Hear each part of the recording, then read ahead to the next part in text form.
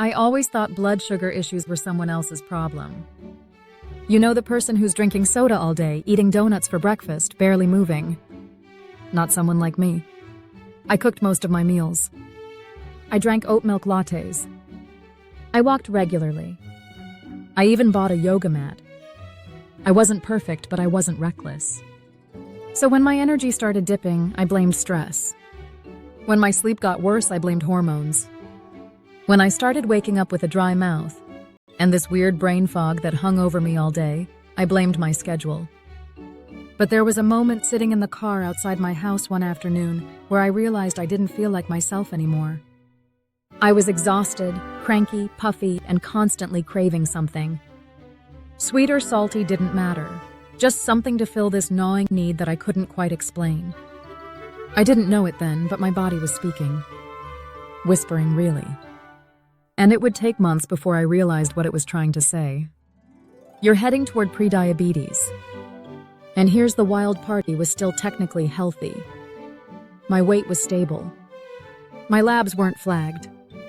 No one warned me.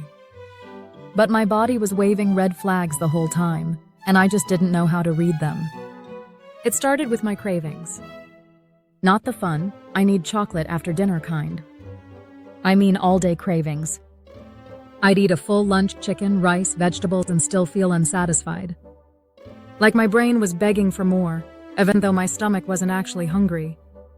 I'd wander into the kitchen and open the fridge 3, 4, 5 times a day just to look.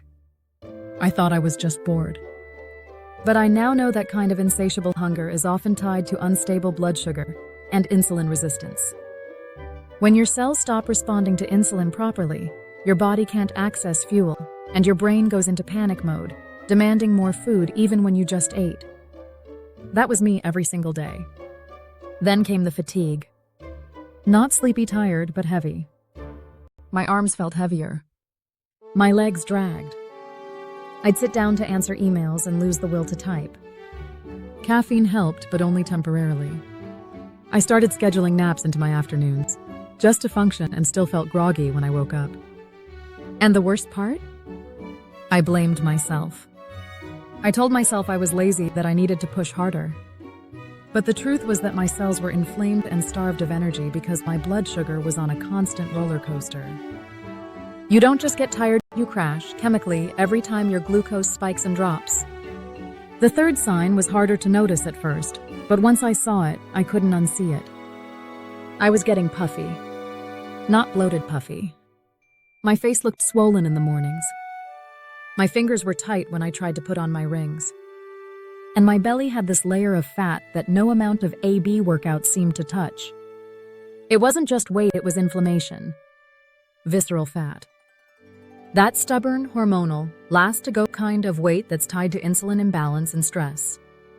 But even more than the physical signs, it was the emotional shifts that scared me. I was more irritable than I'd ever been. Little things set me off: traffic noise, people chewing too loud. My patience wore thin. My anxiety was higher. My focus was shot. I'd lose my train of thought mid-sentence and have no idea what I was saying. That wasn't me. That was my blood sugar yo-yoing behind the scenes, feeding cortisol spikes and brain fog. I didn't know how to stop. And then, the nighttime symptoms began. I'd wake up at 3 a.m. almost every night with my heart pounding and my mouth dry. Sometimes I'd feel hot, like my blood was racing. Other nights I felt like I hadn't slept at all, even if I had technically been in bed for 8 hours. That was my liver and blood sugar doing a dance I didn't understand yet. When your glucose dips too low at night, your body releases stress hormones to bring it back up, and those hormones wake you up. That's why so many people with prediabetes suffer from sleep fragmentation, and they don't even know it's related. One morning I caught my reflection in the mirror and just stared. My eyes looked dull. My skin was patchy. I had a breakout on my chin I hadn't seen in years. And my tongue. My tongue had this weird white coating that I used to think was just morning breath. But in Chinese medicine, that coating is linked to gut and metabolic imbalance. I didn't know that then, but I do now. It wasn't until I had a routine blood test that things clicked. My A1C came back at 5.6%. Normal range technically ends at 5.7. I was right on the line. My fasting glucose was in the 90s. Still normal, but barely. My doctor said I was fine, but my body was saying otherwise. And for once, I decided to trust my body more than the numbers. I went home that day and cried. Not because I was scared of diabetes, but because I felt like my body had been asking for help, and I hadn't listened. I'd blamed myself for being tired. I'd shamed myself for my cravings. I'd dismissed symptoms that were literally my body trying to protect me. That day became a turning point. I didn't start a strict diet. I didn't cut out all carbs or download an app. I just started with awareness. I began tracking how I felt after meals. I paid attention to which foods made me feel full versus which ones left me empty and reaching for snacks. I added protein to every meal. I walked after I ate. I switched from snacking mindlessly to eating with purpose. And I started researching insulin, not from fear, but from empowerment. That's when I learned that prediabetes doesn't just come from sugar. It comes from stress, poor sleep, nutrient deficiencies, and even things like skipping meals or eating too fast. It's not about being perfect. It's about understanding how your body responds to what you give it. And slowly, the symptoms faded. My cravings lessened. My energy returned. My sleep deepened. I felt calm again. And most importantly, I felt clear. Like my brain finally had fuel again.